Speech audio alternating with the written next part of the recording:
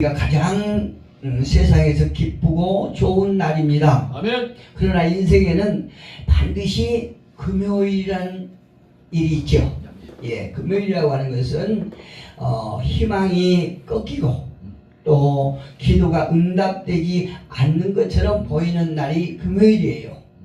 그리고 가장 사랑하는 것을 잃어버린 것 같은 그런 날이죠. 금요일. 예수님께서 십자가에 못 박히신 날이 우리에게 이렇게 희망을 꺾이고 또 기도가 응답되지 않는 것처럼 답답하는 또 모든 사랑이 우리를 떠나가 버리는 것 같은 이런 암울한 날이기도 합니다. 예수님의 십자가는 바로 그날이 아니었나 이렇게 생각합니다. 제자들은요 모든 것을 잃었다고 생각했겠지요. 그리고 자신들의 모든 것을 채워주시고 또 해결해 주실 분으로 그렇게 찰떡같이 믿었던 그런 예수님은 이제 처참하게 죽으셨습니다. 이들에게 꿈도 무너졌고 또 믿음도 흔들렸고 또 미래는 완전히 사라졌습니다. 그래서 예수님을 따르던 그 모든 무리들은 그들의 인생은 완전히 실패한 날이다 이렇게 포기하고 절망하고 말했겠지요. 그런데 이제 안식 후 첫날 새벽일입니다. 오늘 저는 제목을 죽음을 깨뜨린 생명의 아침이라고 하는 제목을 이렇게 정했습니다. 죽음을 깨뜨린 생명의 아침. 오늘 제목에서 어떤 걸 할 수 있냐면은 많은 인생 가운데 절망이 기쁨으로 바뀌는 순간이라는 거죠. 예, 이처럼 오늘 안식 후 첫날 새벽일입니다. 예수님을 따르는 여인들은 무덤으로 향합니다. 왜 예수님이 죽으신 후에 여인들은 무덤으로 향했을까요? 부활을 기대하고 갔을까요? 그건 아니죠.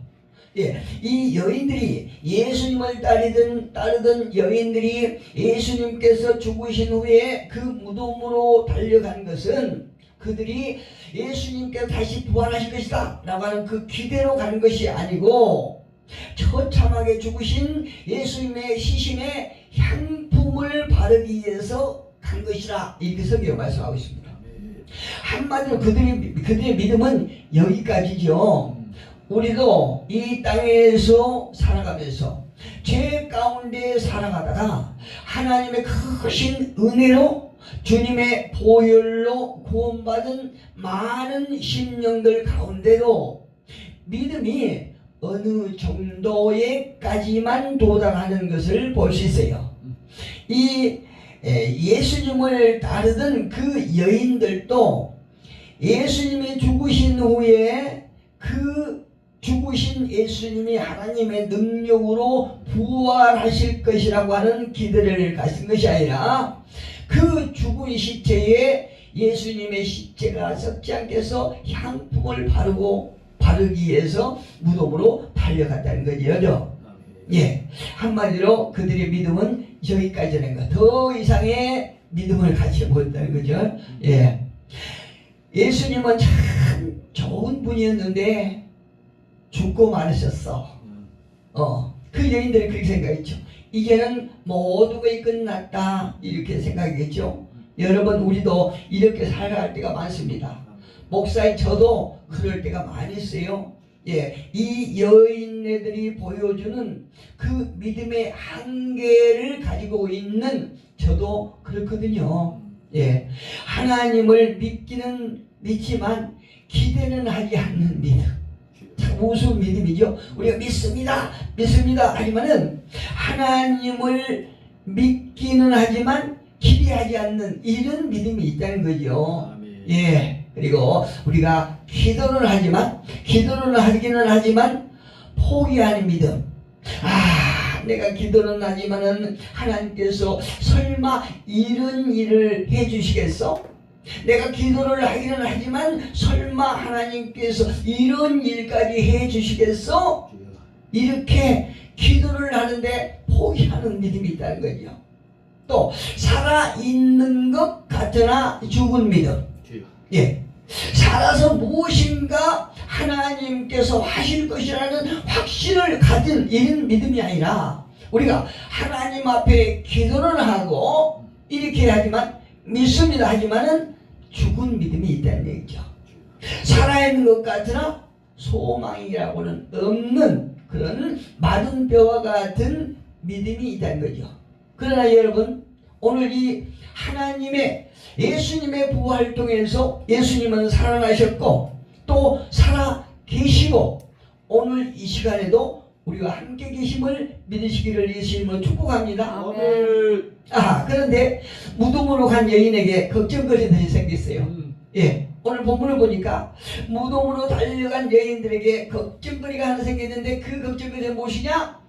예수님의 무덤을 막고 있는 입구를 막고 있는 돌을 누가 치우느냐 하는 거죠. 예, 돌을 누가 치우느냐, 이게 걱정이에요 여인들에게. 예, 예수님의 시체에 향품을 발라야 되는데 도저히 인간의 힘으로는 이 돌을 치울 능력이 없거든요. 힘이 없거든요. 인간의 힘으로는 해결할 수 없는 문제들이 있다는 얘기죠. 할렐루야. 난감해요. 이 여인네들이 가지고 있는 그 문제가 오늘 이 세상을 살아가고 있는 저와 여러분의 문제가 될 수 있습니다. 아멘. 한 어머니의 아들이 중환자실에 누워 있습니다. 그런데 의사가 말합니다. 너무 안타깝습니다. 최선을 다했지만 더 이상 할 수가 있는 게 없습니다. 죄송합니다. 준비하십시오. 이렇게 의사가 말합니다. 그래, 그 말을 듣고 어머니는 간절하게 눈물을 흘리며 하나님 앞에 기도합니다. 하나님, 저는 할 수 있는 것이 아무것도 없습니다. 그러나 하나님께서는 할 수 있지 않겠습니까? 저의 아들을 살려주세요 하면서 금식까지 하면서 간절하게 기도하는 거예요. 그런데요, 며칠 후에 의학적으로 설명할 수 없는 기적적인 일이 일어납니다. 어떤 일입니까? 아들이 회복된 거예요. 놀랍지요? 그 아들이 회복된 것입니다. 그런데 이때 어머니는 얼마나 기뻐했습니까? 근데 기뻐하기보다도 놀리는 것이에요. 아니, 어떻게 이런 일이 일어날까? 오히려 놀리는 거예요. 여러분, 우리가 기도를 열심히 하지요. 열심히 하고 간절히 하는데 어느 날 기도에 응답됐어요. 그런데 하나님의 응답으로 생각하기보다는 아니, 어떻게 나에게 이런 일이 일어날 수 있을까? 이렇게 참 희한한 생각을 할 때가 있어요. 성경은 오늘 본문에서 말합니다. 본문 2절에서 큰 지진이 나며 주의 천사가 하늘로부터 내려와 돌을 굴려내고 그 위에 앉았는데, 할렐루야. 예, 돌은 여인들이 도착했을 때는 이미 굴려져 있었어요. 이 여인들이 무덤에 도착하기 전에 이미 하나님께서 천사들을 통해서 그 돌을 치워놨다는 얘기입니다. 그러면서 말합니다. 천사들이 그가 여기 계시지 않고 살아나셨느니라. 할렐루야. 이것이 복음이에요. 살아나셨다는 것이 복음입니다. 우리의 죄를 위해서 죽으신 예수님을 믿는 것이 아니라 우리 죄를 위해서 죽으셨다가 하나님의 능력으로 부활하신 주님을 믿는 것이 복음이라는 얘기죠. 인간은요, 죄의 문제를 해결할 수 없습니다. 인간에게 가장 두려운 것은 무엇입니까? 죽음이죠. 인간에게 가장 두려운 것은 죽음인데, 가장 두려운 이유는 무엇이냐면 인간이 해결할 수 없기 때문에 두렵거든요. 가장 두렵거든요. 누구도 이 죽음을 이길 수가 없습니다. 그러나 하나님이 이미 다 해결해 놓으셨다고 말씀하고 계시는 것이에요. 여러분, 예수님의 부활이 저와 여러분의 부활되기를 예수님으로 축복합니다. 아멘. 네, 그렇다면 부활은 역사인가 믿음인가 궁금합니다. 부활은 단순한 이루가 아니죠. 그럼 신학가요? 신화가 아니죠. 부활은 실제적인 사건입니다. 할렐루야. 아멘. 무덤은 비어 있었고 또 제자들은 죽음을 두려워하지 않게 되었어요. 교회는요, 폭발적인 놀라운 일들이 일어납니다. 이게 초대교회의 시작의 모습이에요. 아멘. 저는 요즘에 하나님 앞에 기도합니다. 하나님, 우리 교회가 초대교회의 역사가 나타나기를 소원합니다. 아멘. 이 자리에 참여하는 이 교회에 또 내가 아는 모든 이들에게 초대교회의 역사가 일어나기를 원합니다. 아멘. 이게 설교예요. 아멘. 초대교회 어떻습니까? 기적이 일어납니다. 안전벨리가 일어섭니다. 이적이 일어납니다. 아멘. 예수께서 잡히실 때에 주행랑쳤던 제자들은 완전히 변화됩니다. 여러분, 베드로를 보세요. 담대하게 설교할 때 3,000명이 회개하고 돌아오지 않습니까? 아멘. 어떤 집회에 참여했는데요. 그 강사님이 이런 말씀을 하세요. 요즘에 부흥회 때 어떤 사람이 병자를 일으키고 안진병을 일으키고 막 그렇게 따라오는데 당신은 그런 적을 한 번도 볼 수가 없다는 거죠.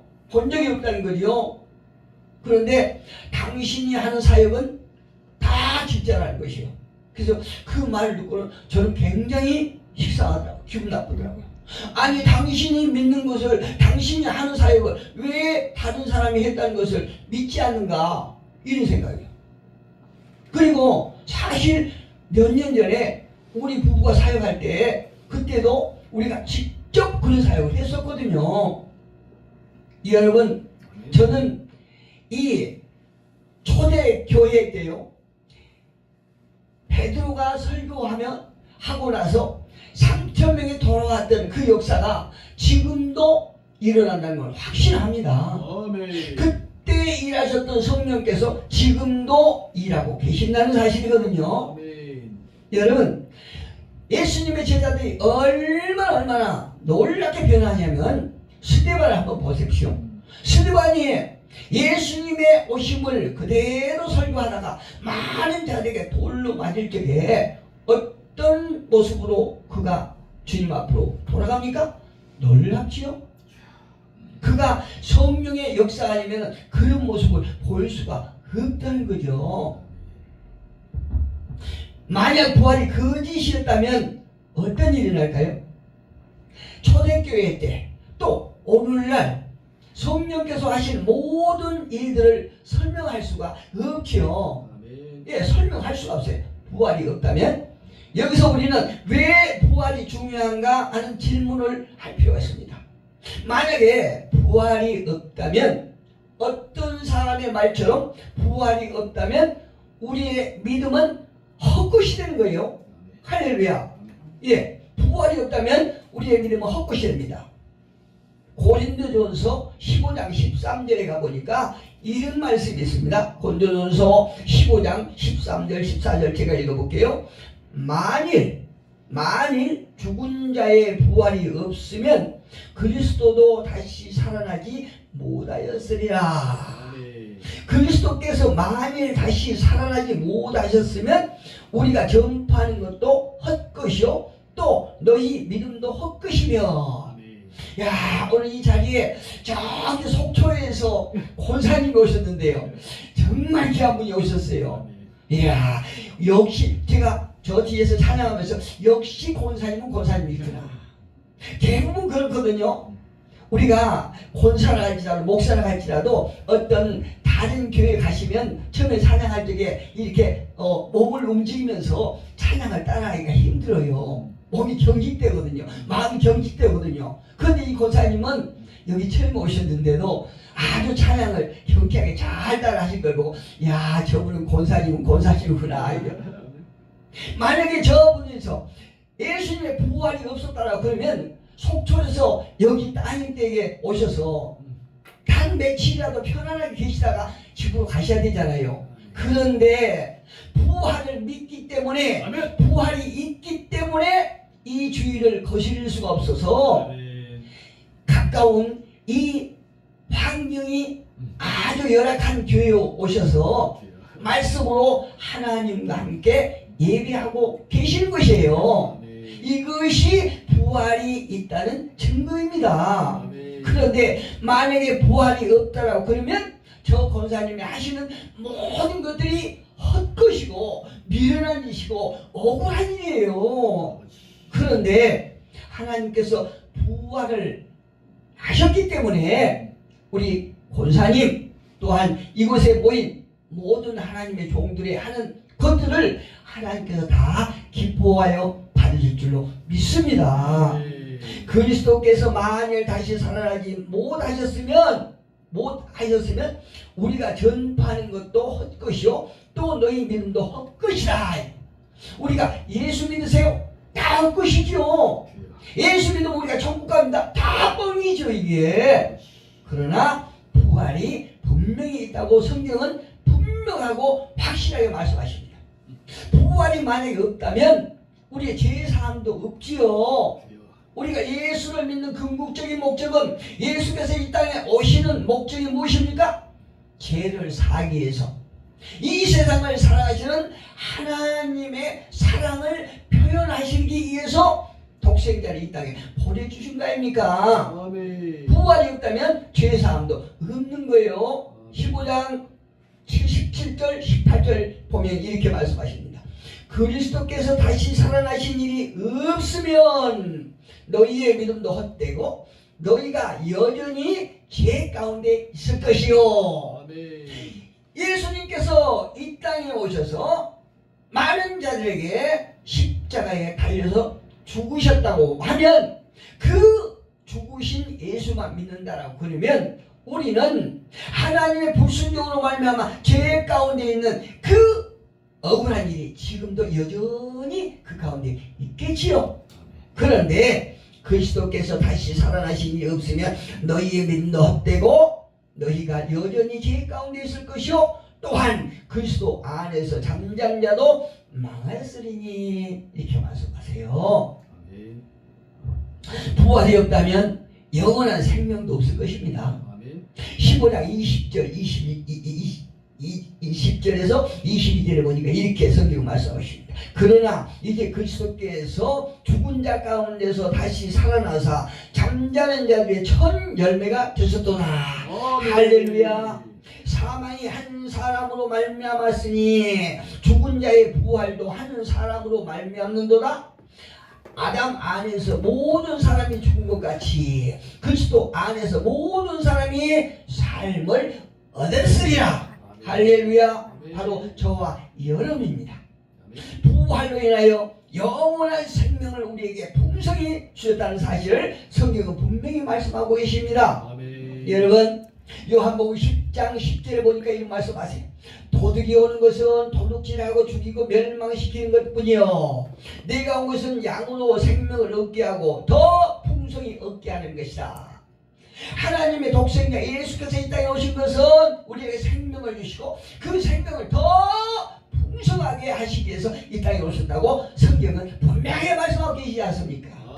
그러나 부활이 있기 때문에 죄는 끝이 났고 죽음은 패배했고 새로운 생명은 주어졌습니다.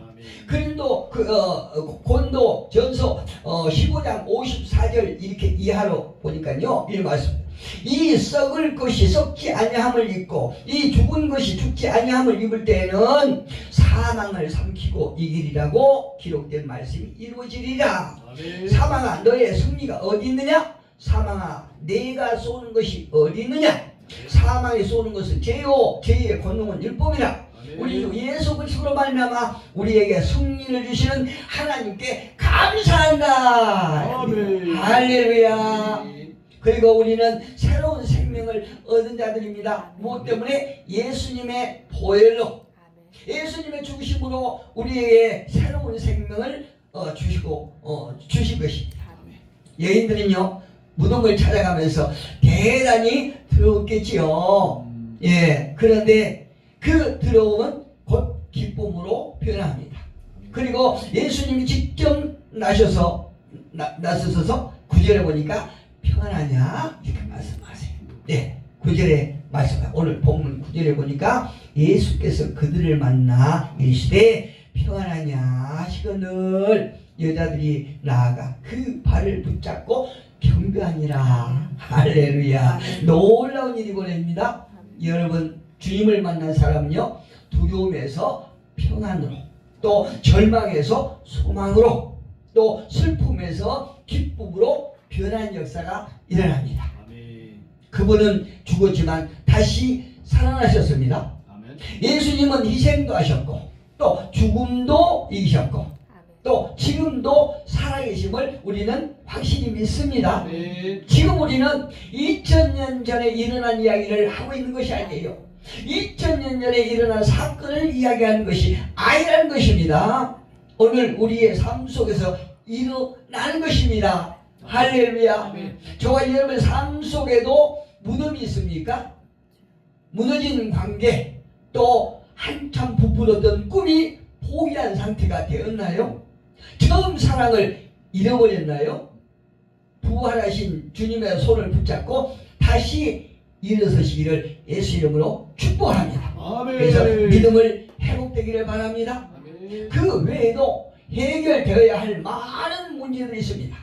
해결되지 않는 여러 가지 문제들 하나님 말씀하십니다. 그것이 끝이 아니다. 아멘. 내가 절망할 때가 아니다. 이렇게 말씀하십니다. 어떤 노숙자가요 이렇게 말합니다. 내 인생은 끝난 것이 아니라 이제 시작이다. 할렐루야.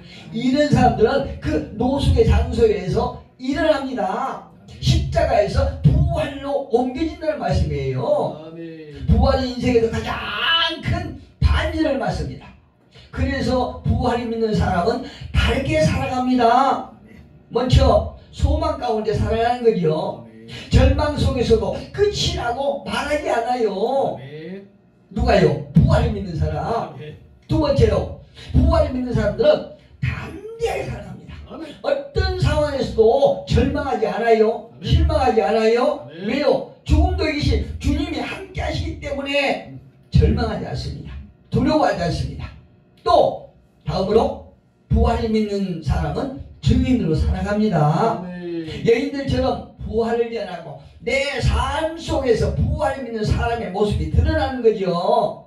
여러분 부활절 아침에 우리 마음에도 무겁고 막혔던 돌문이 하나씩 열리면 얼마나 좋겠습니까? 아멘. 걱정의 문, 슬픔의 문, 지친 마음까지도 주님의 빛 앞에서 조용히 열리기를 원합니다. 아멘. 예수님은 이렇게 선언하십니다. 나는 부활이요 생명이라. 아멘. 할렐루야. 아멘. 그 생명 계신 주님을 우리는 믿습니다. 아멘. 그리고 저와 여러분의 삶 속에 놓여있는 모든 돌들이 치워졌음을 선포합니다. 아멘. 예수님의 부활이 나의 부활임을 선포하세요. 아멘. 또 저와 여러분에게는 이미 부활의 생명이 있다는 사실을 믿으시기를 바랍니다. 아멘. 할렐루야. 아멘. 기도합니다. 아멘.